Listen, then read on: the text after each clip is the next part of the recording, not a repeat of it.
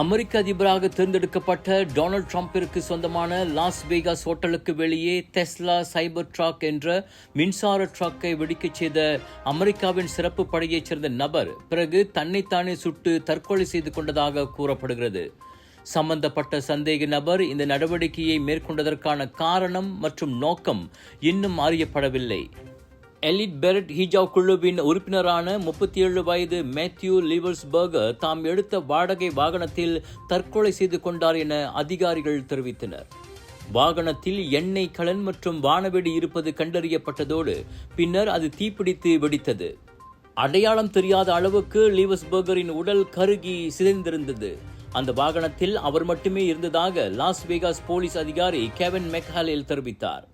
லிவர்ஸ்பர்கரின் ராணுவ பாஸ், கடப்பிதழ் மற்றும் credit card மூலம் அவரது உடல் அடையாளம் காணப்பட்டதோடு தலை மற்றும் காலில் துப்பாக்கிச் சுட்டு காயம் காணப்பட்டதாக லாஸ் வேகாஸில் நடைபெற்ற செய்தியாளர் கூட்டத்தில் கெவின் மெக்ஹாலில் கூறினார்.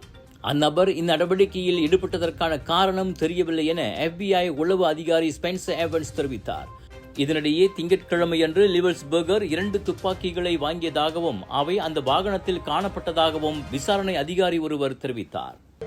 மலேசியாவில் முதல் முறையாக என்ரிகோஸ் நிறுவனம் மாட்டுப் பொங்கல் விழாவை பெரிதளவில் கொண்டாடவிருக்கின்றது. கிராம சூழலுடன் மாட்டு வண்டி கண்காட்சி, பாரம்பரிய விளையாட்டுகள், ஜல்லிக்கட்டு கண்காட்சி உள்ளிட்ட பல நிகழ்ச்சிகள் நடத்தப்பட உள்ளன. இந்த சிறப்பான விழாவில் கலந்து கொண்டு பொங்கல் திருநாளை அனுபவிக்க உங்கள் அனைவரையும் என்ரிகோஸ் அழைக்கிறது. இந்த விழாவில் கலந்து கொள்ள www.enrico.com.my என்ற அகப்பக்கத்தை நாடுங்கள் அல்லது 01255222845 என்ற எண்ணை தொடர்பு கொள்ளுங்கள்.